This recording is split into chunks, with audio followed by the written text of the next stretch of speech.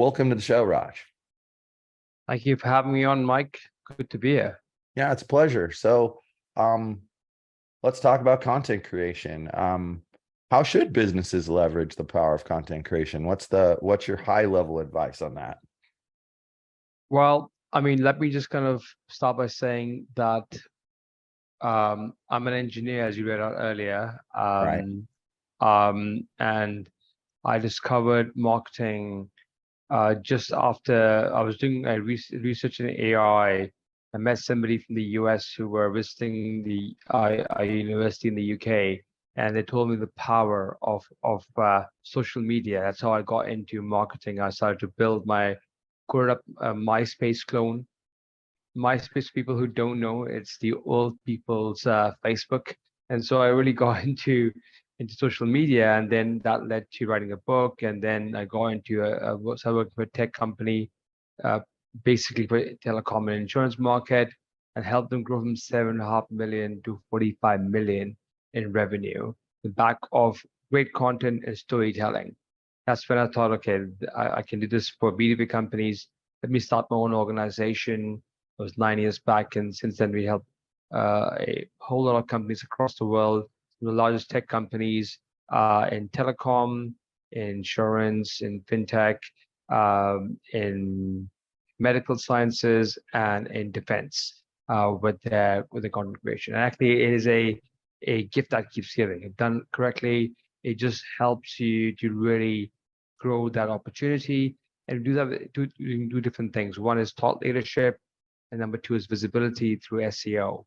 So these are two different opportunities to really power through the marketing, and content is a big part of it. Cool.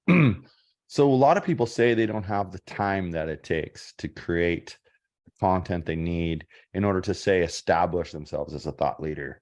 Do you have any advice on how they can, get past that roadblock? So, like everything in this world, as business owners, as managers, it's all about delegating and elevating people. I mean, if we can't do everything on our own, we have to delegate and elevate. Bring in the right people, maybe in the form of agencies, freelancers, to help us, because there's a lot to be done. And if we start to get bogged down working in the business and not on the business, we will lose this opportunity. So, if anybody who says they don't have time, yes, it's because content is not meant to be done all in-house. It's meant to be delegated. As you as a manager, you as the owner, meant to build the big plans for your team to follow, and then them to execute on that plan. That's how you build a big company, basically. Yeah, no, I agree with you. I hear my wife and I co-own a VA agency together, and one of the things we're constantly hearing is, I don't have time for that. I'm going to have to do it myself, and I don't have time for it because I can't afford to hire, outside help. And we say, so how is it any worse if you were to, in my opinion, hiring an expert is always the best way to go. I mean, obviously, if you're looking for help, that's the best way. But if you're going to do it yourself, you might as well hire an inexpensive virtual assistant who has the same skills as you do for content creation, and let them create the content. Then at least it's getting done. Too many people just don't get it done because they refuse to let go. I mean, I've learned myself, like we have a podcast network that we run, and our VA does all of the content creation for social media for that. And we have a rule in our business that no content that goes public facing goes out without being reviewed by at least one other person. And I've learned that I don't, with her now, I mean, it's been a year, I don't have to go through it with a fine-tooth comb anymore. I just have to give it a quick look. Are all you kind of have little checkpoints in your head. Is the color scheme correct? Does the message match what our mission and values are? How's the caption match with the message? All right, great. This all works. Cool. Approved. Used to take me an hour to 2 hours to approve her stuff. Now it's just, snap, because she knows what she's doing. So I think delegation is, I think it's something where people, especially tech executives, we know what we know, and we don't necessarily trust our team to do things, and we really should. So, so let's talk about like what does what does your company do for clients? Like, what's a typical engagement like working with you? Yeah, sure. So we typically work with um, high tech companies. So our clients tend to be uh, bigger organizations that are doing about 100 million to a 5 billion in revenue. Some of them doing even more than that, for example. And where we can help them really is to think about the different areas: content strategy, content execution, and then content distribution. So strategy basically is thinking the big plans, as you were talking about earlier. What are your values? What are your competitors? What is that you guys looking to kind of promote? And then we create a strategy around that alongside the brand strategy, the marketing strategy. That's the first thing we'll do if they don't have that ready. Then we'll think about, okay, what content types have to be prepared. Is it going to be white papers? Is it going to be ebooks, website copy, social media copy? So we'll help them create that, and we have writers and editors. Some of these some senior people who understand the market really well. The editors are the first point of contact between the customer and Goodman Lantern, and then they have a team of writers, animators, videographers, and then we have distribution, whereby we can do that through press release, social media, and SEO, which is a big part of what we do as well, is to really help with the ranking. A lot of our clients find us through our SEO. So as they say in the UK, we eat our own dog food. We want to make sure that we're promoting ourselves that way. And exactly that is one thing, which initially we didn't know the value of SEO, but it's one thing, to give that keeps giving, because it's so powerful. Once you rank well, it takes a lot of effort for somebody else to come and take your ranking away. But we're constantly adding and creating more content and making sure that we stay up in the ranks and rank for more keywords. So it's all about that process of helping us being discovered organically. That's what we do as a company. Yeah, years back, I worked with an SEO agency, and we used to tell customers that two people they'd ask, why is SEO so important? And we would tell them, two people could have the exact same product, like literally the same product. And depending upon how well you do your SEO, one of those two companies could do really, really well and the other might not. And yet they're selling the same product. And so it's kind of like trying to get eyes on your content. That's like the key, right? I mean, and you make a great point. Once you spend, one of the reasons why it's nice to spend the time to get the ranking is that it's barring making some stupid mistakes, it's very difficult for someone to take your ranking away. In fact, I pretty much think the only way you're going to lose your ranking is if you do something to go against Google's policies, and they slap you. That's pretty much the only way you're going to lose your rankings at that point. Yeah, So, or if Google changes the algorithm, but then you can get it back on, because how you got in the first instance. And this is vastly different from, say, advertisements. Google ads, Facebook ads. You are ranking well on ads as long as you're paying them. You stop paying them, and then that's it. That's the end of the inquiries coming in. So it's a big difference. I mean, it works with some industries, and we often say it's a it's a marketing mix which works. But if I had like $100, I'll put majority of that in SEO. That's a better return on investment, better yeah, ROI. I agree with you. I think that's a great thing to use. Like, out of $100, I think I'd probably put $80 of it into SEO and $20 of it into good copywriting on my homepage, especially. I have a habit with my companies of right away addressing the pain points on the web page. But if I can't get people there, they never see any of that. So that's why I would spend more on SEO. So I think we're definitely in agreement there. But do you utilize your SEO principles in the social media content that you put out? Yeah, so there's a thing called SMO, social media optimization, or it's basically techniques to kind of help you rank better. So there's an element, there's a different science and art behind the social media marketing. What keywords you use, maybe hashtags you use, what works better? Should you be adding links to third-party sites or keep the people in-house in the same platform? Should you be adding images, videos? What's the impact of that on your thing being displayed on the home page or the news feed, for example? So there's again a science behind that. And today with the growth of AI, I think social media content production is probably easier and faster, but there's still a science behind creating the right form of content. And it's about looking at, you know, at the end of the day, all the content we produce and we recommend producing is based on a strategy. And the strategy should be such that it actually gives you a unique voice and unique insights. You don't have that, the algorithms or the AI looking at your content by Facebook, by LinkedIn, or by Google, for example, can catch if you're authentic or you just copy paste job basically. And avoid that. There has to be a unique voice. Only then they will push you ahead and you'll be discovered. And that's the way the human beings are as well. If you just hear the same stuff, you don't care about that person. The person is something you need to talk about. You just know what they're saying and consume that more and more so. Yeah, I agree with you. I actually I get a lot of, through my coaching clients, I get a lot of requests like, should I read this book or this book?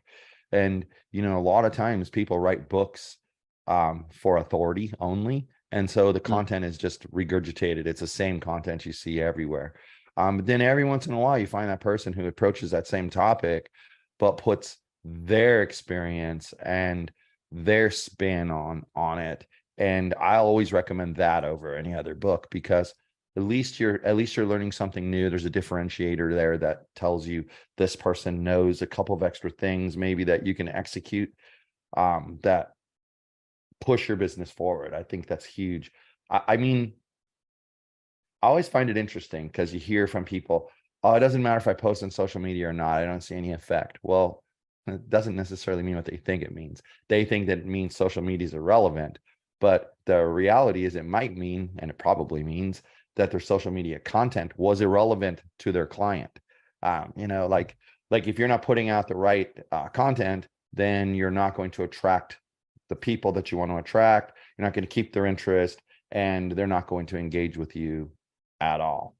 So I find that to be a really common issue. So you mentioned a great point, links and like videos, keeping someone on the inside of the platform, let them go to the outside of the platform. And I know like most of the social media platforms, like for instance, you to upload your video natively to their platform because they want to keep you there. What other types of content have you found are similar to that, where they want you to stay on site, so it's better to upload the content there?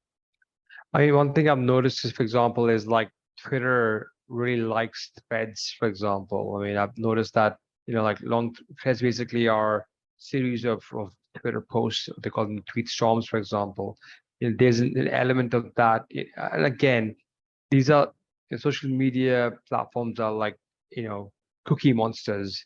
Cookie monsters like cookies, and social media monsters like content. So the more you can feed the monster with the right kind of content, the more you'll be pushed up. And I think at the end of the day, what they really want is they want you to create content which is going to get the eyeballs, get the likes, get the interaction going. And for that to happen, it has to be sticky content. It has to be something which is interesting, which is different. And that's why if you look at the algorithms, they're all trying to do is to figure out what's unique, what's the unique about the tone, the voice, the style, the content itself. Is it new? And if it is new because it's been liked and shared, they want to push that even further. So at the end of the day, it's not rocket science. It really is as simple as creating that content which is unique and has a voice, is bringing some value to the end consumer. But to produce that kind of content is hard because there's millions of people at the same time talking about something very similar. So how do you have a unique perspective on it? And that requires a good strategy. That's why that's the first step in the journey of creating good content piece. So then you would say that the planning ahead before you even create one piece of content. The planning part is probably the most important aspect to getting eyes on your content. 100%. I'm an engineer. In engineering, we always thought like you spend half your time planning and then executing. Because then the plans are correct. I mean, if you build a building, the first thing you do is you do the surveys, you get an architect involved, you look at the topography, you look at the plans of the building, you actually build the whole plans first, and then you go to create the building. Imagine if you just built the building and then you have the plans later. I mean, what good is that, right? So it has to follow the right procedure, the right steps, and the steps really should be planning first. Plan, make sure you put all different scenarios, see how you're different, what adds value to the end consumer, who's the end consumer, having the persona of the end consumer, and then creating the next steps. Yeah, no, I agree. I completely agree with you on that. I think planning for anything, I mean, it's the key to success. I mean, if you you made a great point. I love that. Are you going to just go build the house, or you're going to plan how the house is going to be built before you build the house? And obviously it's the second way, not the first way, because if you just go and build the house, can you imagine what you would come up with? It'd be crazy. So I find it interesting. In your bio, you talk about promoting gender equality and that 80% of your team is women. What brought you to that situation? Well, a lot of different things. I mean, all triggered by having my wife went through a bit of a health challenge when she was fairly young. Um, and it made me rethink our lives and the what we're creating on planet Earth. I want to leave a legacy, and I thought a lot about this legacy and what I want to do. And later on in my life, I had a daughter. She's now 2 years old, and I often thought like, well, when I was growing up in my school and then at my university, the number of women who went through into technology had been decreasing, as in like they were more at school, they were less at university, and then they were less at work. And I'm like, there's some sort of challenge there with women in technology and tech marketing.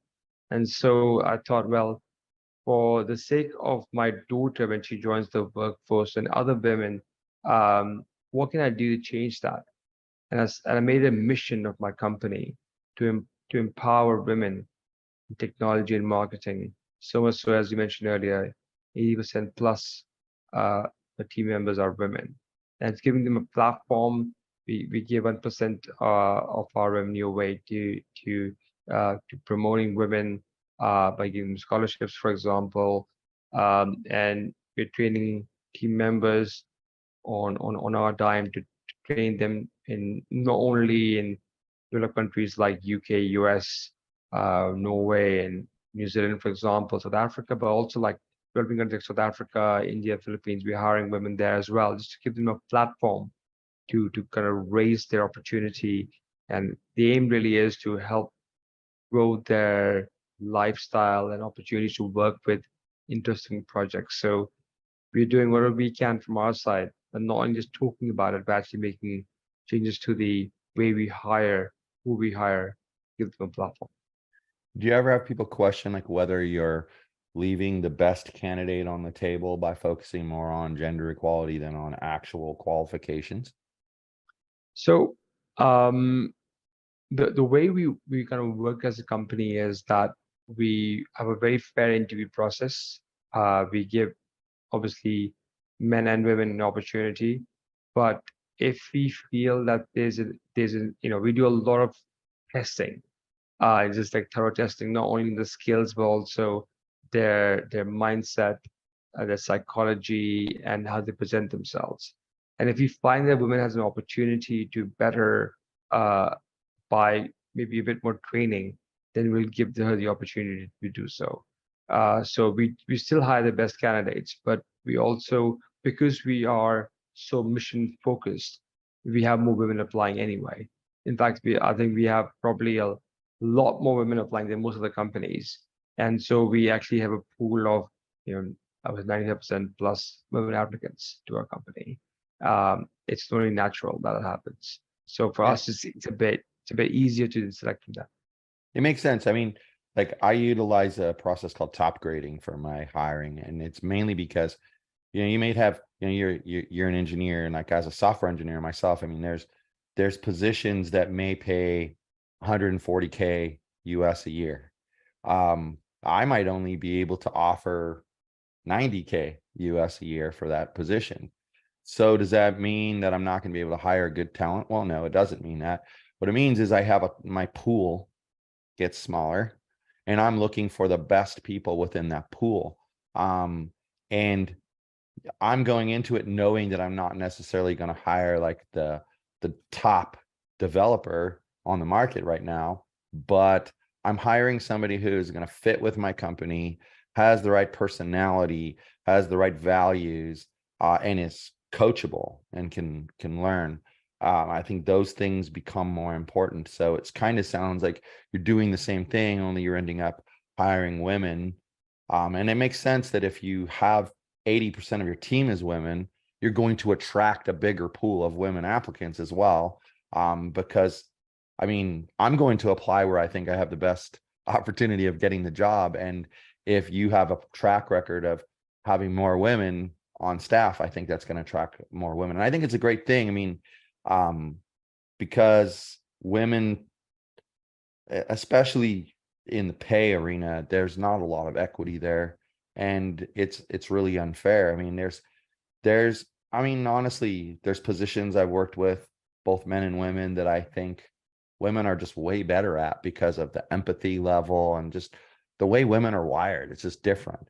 Then Mm. there's positions I think where um men are probably more likely to be better at that position. But the reality is, we're all human beings and everyone's slightly different. So you can't say every woman is going to be great for this role and every man's going to be great for this role. People are different. So I hear it all the time. Oh, this role needs more aggressive person. I know some really aggressive women who would handle that position better than the guy they hired in the position. But I just found that interesting because you don't usually see a company, number one, with 80% women, and number two, advertising it. That's just not something people do. And I think it's great that you do. I'm really impressed by that, actually. So Yeah. kudos to you for that.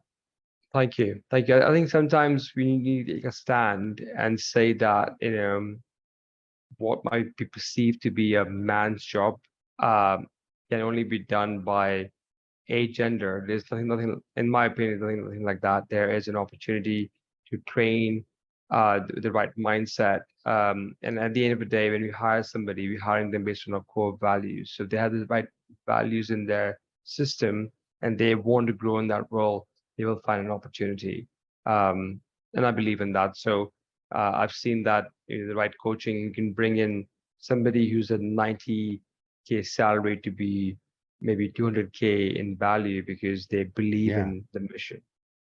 Well, yeah, and you're identifying key metrics that work for your business, and that people who has those key metrics intrinsically built into them, and they're coming at me. I know it's not entirely related, but it actually is in a way. I look at it like this: you look at what's most important to success, and then you hire those people that have those things. It's like, years ago I used to be a um, coach for roller hockey, and at this one particular place, everyone would clamor for certain like star kids.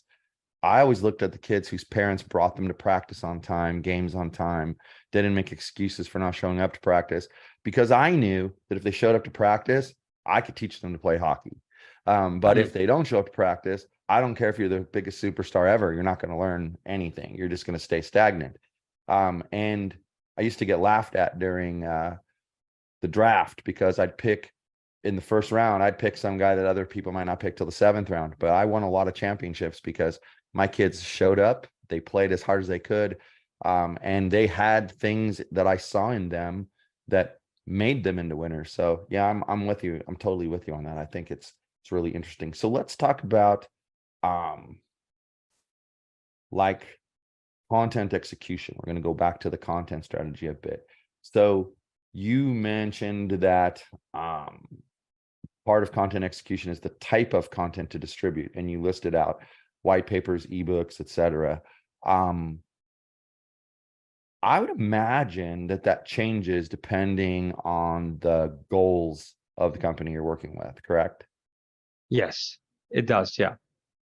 Because I mean, I would imagine, like, if you, for instance, one place I could see white papers being really helpful is like with a supplement company, or, somebody who's selling some kind of tonic or whatever, because they're going to give you the scientific research behind what that product and whether it makes sense. And so a white paper is going to be the good way to do that. A little image isn't going to convey that message, right?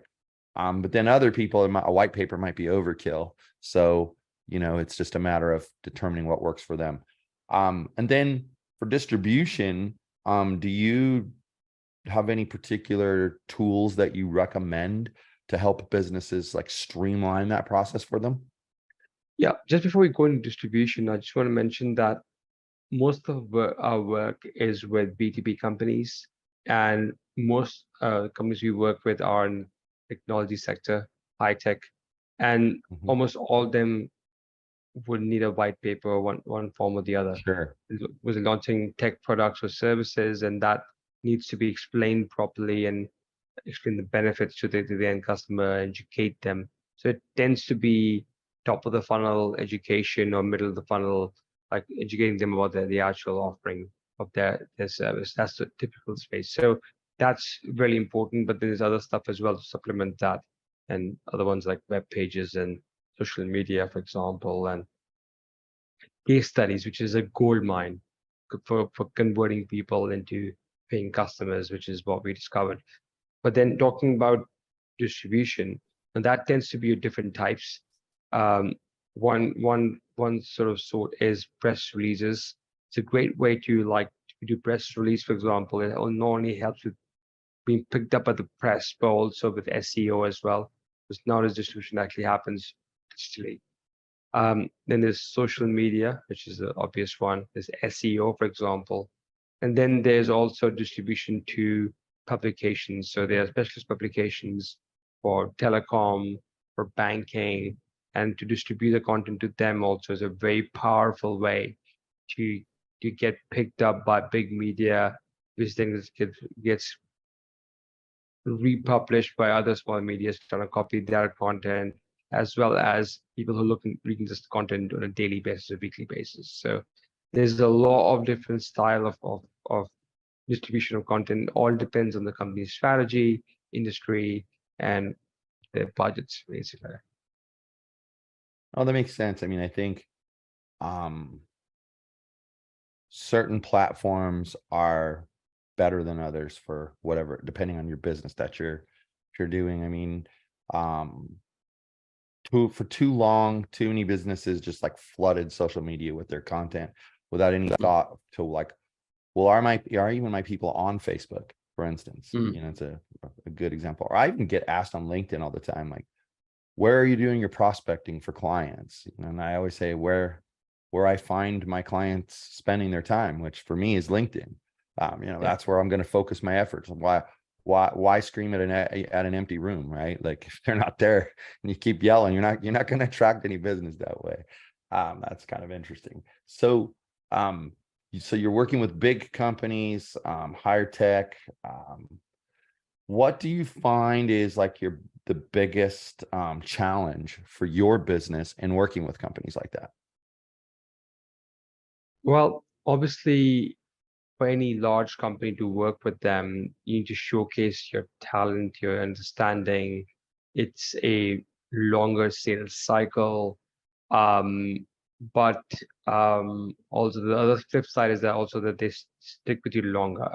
There's a long-term commitment, there's a budget there. So, you know, I was taught as a kid that good things come to people who are patient and who are happy to put in that hard work and graft. And that's so true with larger, especially in B2B, that it's a longer sales cycle. It's very painful. And in that sales cycle, something can go wrong in any part of it. But you need to build up the right skill set amongst our team members, the right procedures in place to make sure that we're helping our clients to decide their partner, the supplier. And even that took a lot of time and effort to get it right. I think the first few times we did it, we probably didn't do a great job at it. But then over time, we've learned how to help our clients, how to offer them something which is going to be valuable for them, how to help them make the right selection. And that's also helped us shrink the time as well quite a bit, but also give them value at every stage. So um, yeah, it's just painful. It's hard, but we are in this game to really make a mark and really go and do big things. And for that, we need to put in the hard work and be patient.